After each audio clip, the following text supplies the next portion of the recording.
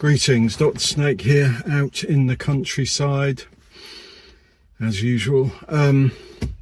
Yeah, so I was just going to briefly touch on the disappearance of General McCasland from his home in Albuquerque, New Mexico. So, top military general, who had worked extensively, Wright-Patterson Air Base, places like that, head of or leading the research.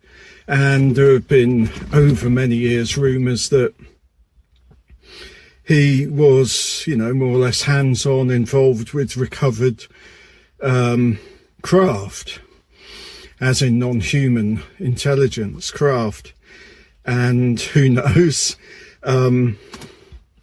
But the rumours are there, very high level.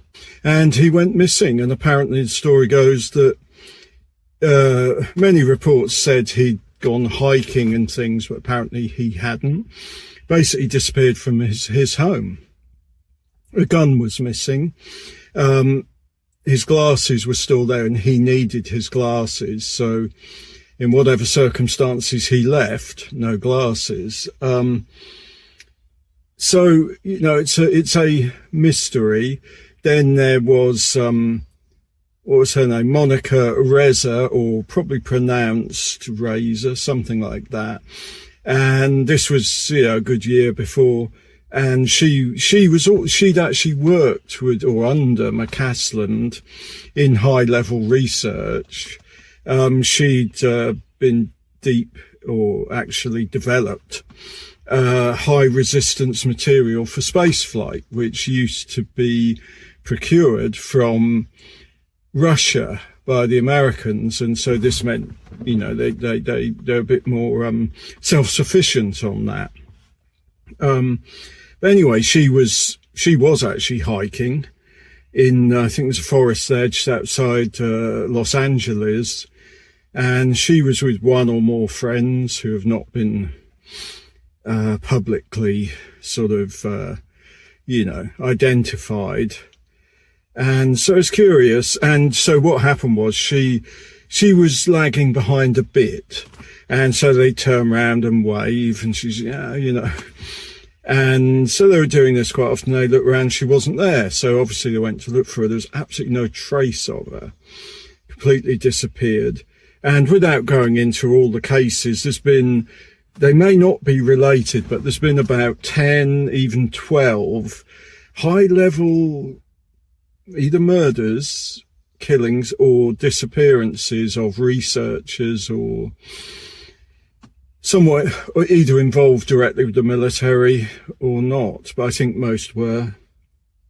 And so obviously it looks on the surface highly suspicious. Now, the only thing I can bring to the table is that historically, if you care to look back, there has been on and off small spates of high-level people disappearing, apparently off the face of the earth. And of course, ordinary people. So a lot of, obviously you can account for disappearances in terms of, murders, homicide, or people just wanting to get away, or even human trafficking, and all that obviously goes on. But historically, if you actually look back, it's really quite curious the amount of people that apparently disappear off the face of the earth, A whole platoon, it might have been bigger than a platoon in 1915. I think it was somewhere like Turkey, and it was the First World War. And the whole platoon there was some kind of cloud there. And, why would you worry? You just keep going, marching. And they did, and just disappeared, could not be found. And that was a whole platoon or bigger. It was a lot of men, and they were the Norfolk Regiment, I believe, Britain. And of course, then we go to things like Bermuda Triangle. And so not just that, in other parts of the world, it's not just ships and planes seeming to just disappear. Submarines too. You look historically, and of course we forget all this because, if a submarine disappears, then, obviously the Navy or whatever are going to be very concerned, the families and that, and then in the end just lost, well, not so much in action, but just sort of lost in a military job. And so it's strange. And, but it gets forgotten. That's really my point, because, or if people disappear, okay, the families won't forget, but, the media reports it, and then it's like, well, there's really nothing more to say. So they're not going to continue reporting it. It just gets forgotten, because a media story has to keep rolling. Otherwise there's no reason for doing it, and that's just the way that business is. So people, most definitely disappear, and historically, of course, you can't really verify it, but, in folklore and reports of hundreds of years ago, people disappeared. And of course it was put down to the Fae, sort of in the Britain and Europe, the fairy people, the Fae. And you could see them as spirits if you want.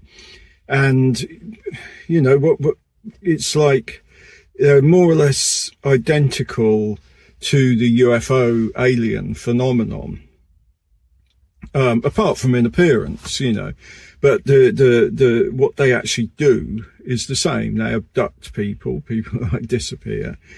They appear, there's sort of like glowing lights and you name it. So it's very identical. The same with the jinn of Islamic countries, Middle Eastern, Pakistan, and so on.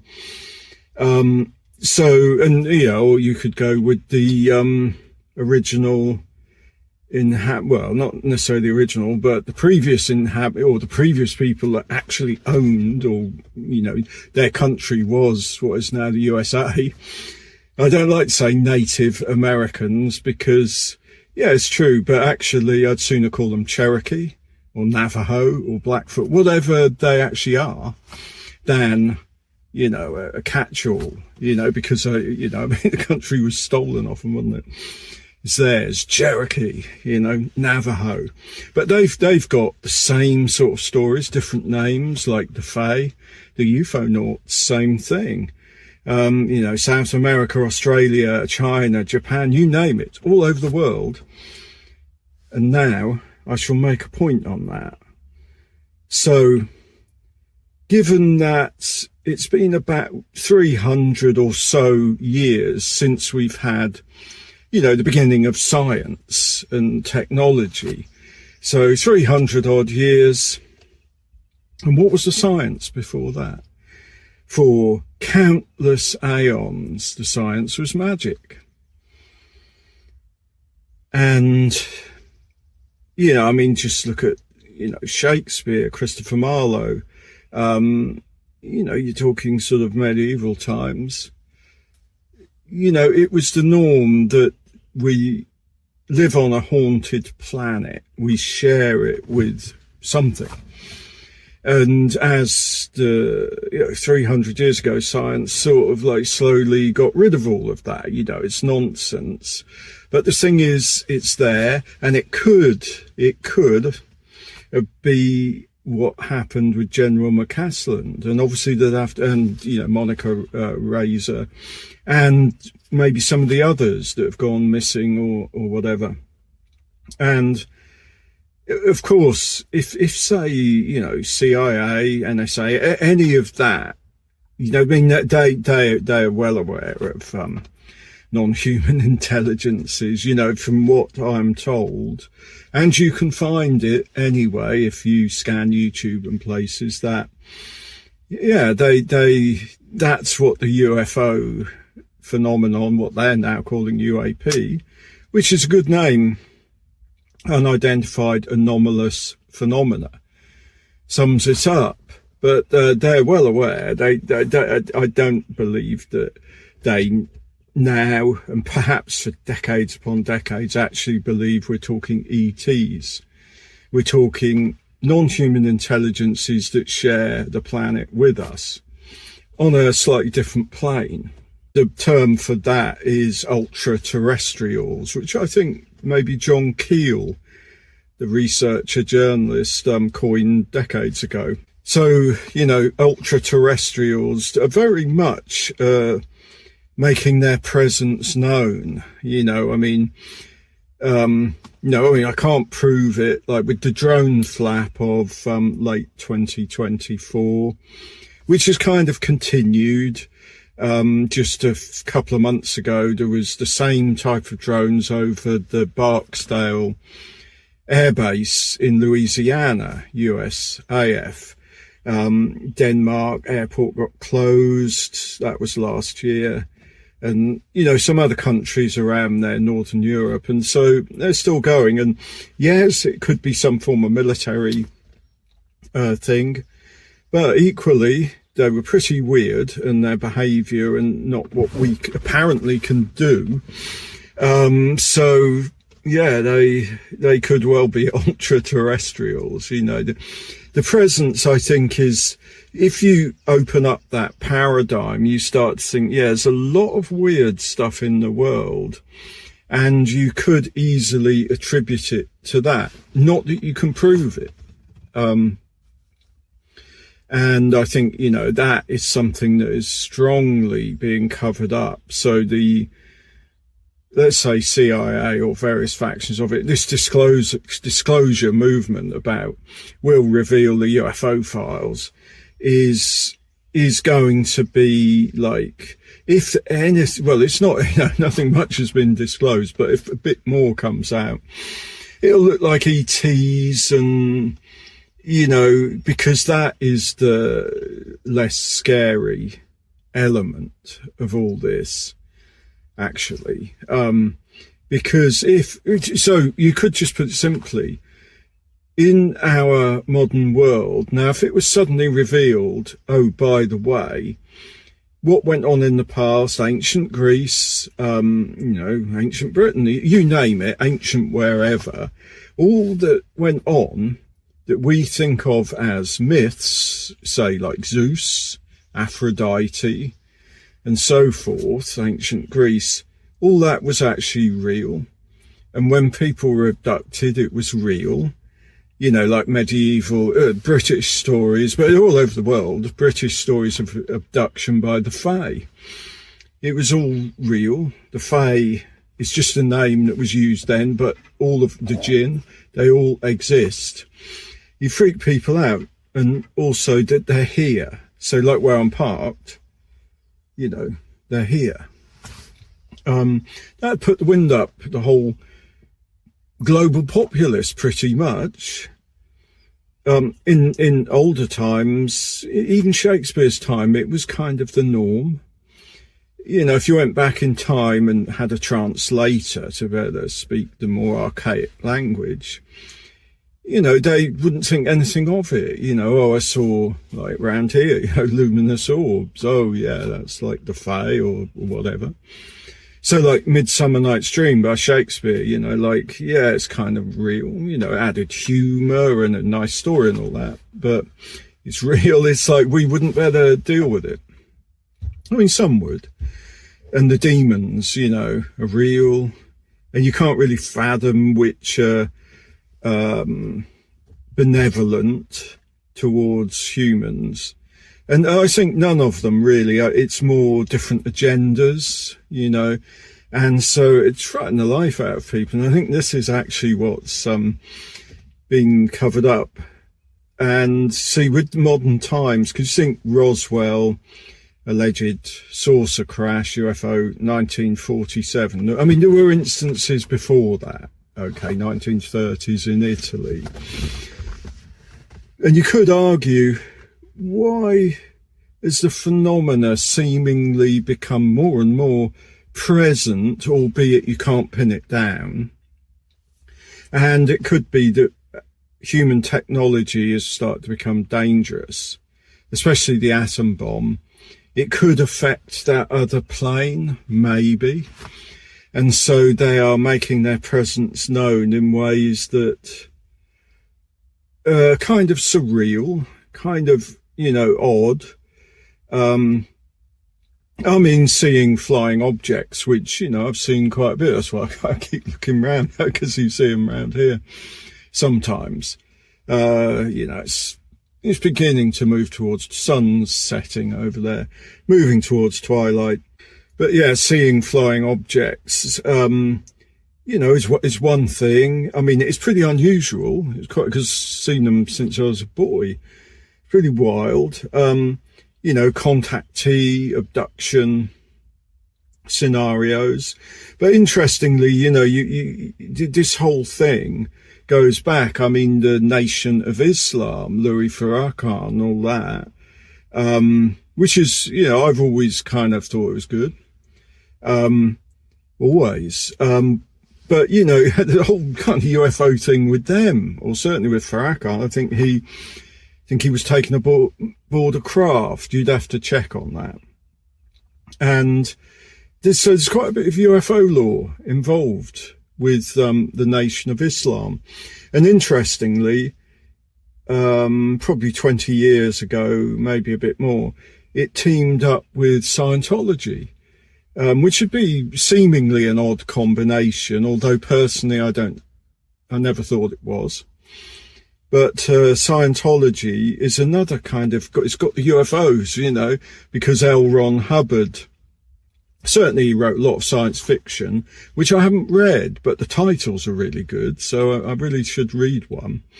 And so they've got a real strong element of that. So I think they're quite interesting, I'm all for the Nation of Islam. Scientology, well, it can be iffy, but interestingly, L. Ron Hubbard, the founder, a lot of what I do on the more psychological level is pretty similar to him. But then you look at L. Ron's background, he was into Aleister Crowley. And he got to know Jack Parsons, the rocket scientist. This may have been in the late 30s, certainly the 40s. And they became fast friends, teamed up, and were doing rituals according to the OTO run by Crowley. That's Ordo Templis Orientis, OTO. And they, got together, they did the Babylon working, which, a lot of people say had an impact on the actual world, And certainly, well, it may not have been the CIA, but, the precursors or the intelligence agencies certainly got interested in Jack Parsons because he was a rocket scientist, kind of self-taught. Yeah, he wasn't overly qualified, hardly at all, I believe, but he was clearly a genius. And really the Saturn V's, key elements were from him that wouldn't have happened. So the Apollo missions wouldn't have happened. Wouldn't have had the Saturn V's to blast the ships off the planet. But he was a big Crowley man, and I've got a lot of time for Aleister Crowley anyway. I think he was a genius, absolutely. I mean, I came across Aleister quite young. I found I was probably about, I don't know, maybe I was 16 or so, and got, well, long story really, but really the only job I had, other than that, self-employed, was in an antiquarian bookshop at 16 in Northampton, J.S. Billingham's. And so the books came in, but rare ones. So I just got a lot of rare editions of Crowley, and actually beat Jimmy Page, the Led Zeppelin, guitar player and, like creative composer, beat him to the post because he was big and still is into Crowley and, allied subjects. He'd have had them, but I beat Jimmy Page to it. Don't care how rich you are, Jimmy, mate,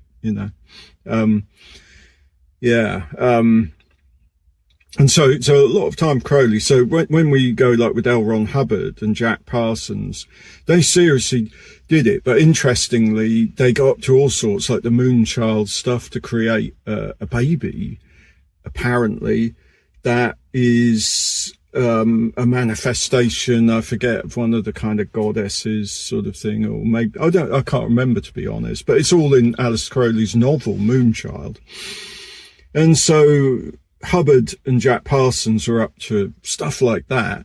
Crowley was all for it because they were the American branch of the OTO, until they got up to the Moonchild stuff and maybe the Babylon working. And Crowley was like enraged. He said, you know, they're idiots, they're fools, you know, and he was calling them louts. And which is quite amusing, you know, they're just damn louts. That's Louts, which, you know, if not British, you might look up Louts, damn louts.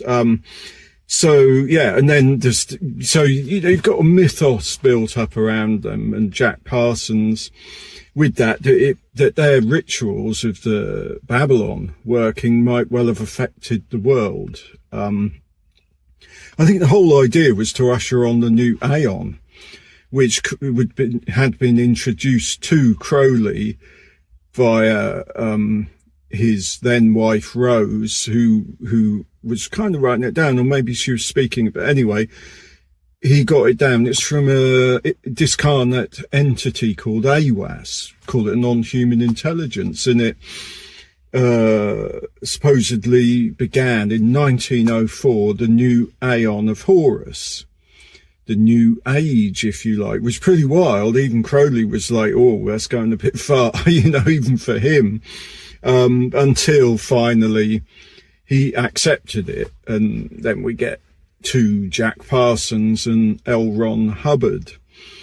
And of course, L. Ron Hubbard, you see, he was in some ways, well, I say a dodgy character. Well, basically, he kind of stole Jack Parsons' then girlfriend and conned him out of a load of money and stuff. But who knows what was going on a personal level? Not that one would condone that. But anyway, Hubbard, amidst writing loads of science fiction, wrote a book called Dianetics, which is very similar to what I put forth, actually. The deep levels of what I do, if you like. And that was kind of self-help. And it did okay. You know, a lot of people got into it. I suspect maybe Hubbard had some advertising budget and stuff, and, you know, it took off a bit. And then he kind of started developing what became Scientology, which really did grow, you know, and of course tax exempt and all of that, a religion. And yeah, and that took off. Now, you know, I don't necessarily espouse the tenets of Scientology, but the elements that are to do with stopping internal dialogue, which eventually become a clear in Scientology speak. You know, I mean, that's kind of a big thing that I put across to people. So, you know, there are similarities, you know, to Hubbard and Scientology. I mean, they've got a whole kind of space age UFO alien element, I believe, to it. I'm not really gone into Scientology in a massive way, but certainly as a kind of mythos, you know, it works. But I don't think we're really talking ETs anyway. I think we're talking ultra-terrestrials, like elementals. And, going back to Jack Parsons, when they did the Babylon working, him and Hubbard and probably others, Hubbard, I think, worked more like a medium, you know, so the goddess could, or whatever, could come through. But anyway, they did the Babylon working, to bring through, I think the intention was to bring through the Scarlet Woman, Lady Babylon. And apparently Jack Parsons goes home that evening after, or, you know, or whatever. Anyway, he finds a woman called Margaret Cameron on his doorstep, red hair, long red hair, I think, and she maybe looked for him and found him, and there she was. And to him, that was a manifestation of the Scarlet Woman. And of course, they embarked on a risque relationship, if you like. But she, I think, was an artist and stuff, and so it's quite interesting how, I suppose there's a fair bit of mythos there, but the research on what went on is fairly solid. And, it's interesting, but you could see some of these magical workings, because one thing I often forget about is the idea of elemental spirits, if you like, which would be all around here. And I think they're part of the ultra-terrestrial thing. There's probably many, I don't know what to say, maybe species of the ultra-terrestrials, and elementals can be one. And if they come through in a person, and maybe one of them did, in the form of Margaret Cameron, we take the world as like, just as it is, fairly ordinary, apart from the wars and the strife and all that, but we do. And we never kind of look closely at the maybe weirder things, not just seeing non-human intelligence, or spirits, that kind of thing, but the possibility that, there are walk-ins, that people are actually like an elemental spirit has walked in. You could say possessed them, but like totally. And so, we never really think, well, who could be an alien, And yeah, it sounds stupid, especially in the modern world. But the thing is, if you don't think like that, and you could wonder about the situation, this Iran war, because Donald Trump, well, I should think most people, unless you're an utter MAGA devotee, which is kind of religion, what you're seeing is kind of something unprecedented. He's like a maniac, really. And like, the first strike killed 177 schoolgirls in Iran. They hit a school. And you think, no, that's a war crime. It's beyond belief. So it's like crazed. Because I'm really not interested in supporting Trump or supporting anybody else, politics. It's more that it is extreme. You can look dispassionately at that. It's not like, oh, mad Republican, because it's not, I doubt if many Republicans really want to, kill in cold blood 177 schoolgirls, and the madness of it all.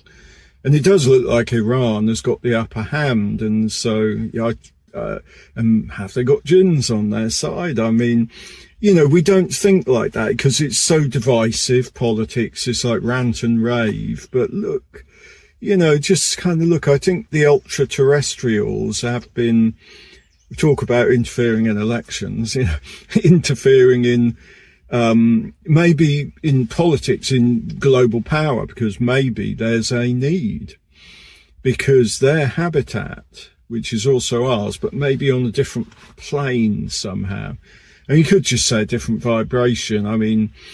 It'll take till the cows come home for scientists to figure it all out. There's no point, because we had a science for aeons before this lot took dominance. It's called magic, and so we don't really need to. But yeah, I would look closely at events and think to yourself, what exactly is going on? What underlies it? And also look at people. Not your friends and family, kind of who could be, an alien or a non-human intelligence, could be all around us. I would not be surprised. I think if you use the science of magic as your model from the past, but utilising, there's a lot of good stuff from science, but the dogmatism is immense. And the reason for that is, once you get a top job, you don't want other people coming up with things where move it forward because suddenly your expertise is no longer needed. You know, so just on a very basic level, it's not in your interest to move things forward very fast. You at least need to slow it up till you get retired. That's why it's so slow. There may be other reasons as well, but so it becomes a dogmatism, and the magic of science may well have been in places a dogmatism, but generally, no, it wasn't. And so I think we've got to, not really worry about it and just think, well, I'm going to go with the magic of science with bits of what we've discovered, obviously, which may not be true for in 100 years because, we're still in our infancy. We don't really know why things work. So stick with them if you want, stick with the magic of science and start looking at events, that are unfolding and the sheer apparent madness. Is it ultra-terrestrials that are in a very strange way, not a logical where we can grasp it, but in a very strange way, impacting world events, global politics, because they need to, which may simply be to do with CERN, nuclear missiles, all of that, nuclear power, that could destabilize their environment, which is also ours. We know it's destabilized. I mean, there's been mad things done. Beginning in 1958, setting off atom bombs in the ionosphere. Well, that's not going to do climate any good. And that's the reason for the climate turbulence. It's not just, people, consumers driving cars and all that. Yeah, I mean, obviously that's an impact, but come on. America and Russia set off quite a lot of nuclear bombs in the ionosphere 1958 onwards. So, I mean, who's really to blame? But anyway, so that might be the reason why the ultra-terrestrials are making their presence known. It would not be in the way we would. It's not going to be a logical, by the way, I'm a ultra-terrestrial, or so, I'm a djinn. You need to stop your atom bombs, because that's what we do, but they're not us. They're very different and operate in an unusual way for us, at least, not for them. So basically to sum up, I think, cast your mind back and into the magic of science and see what you see all around.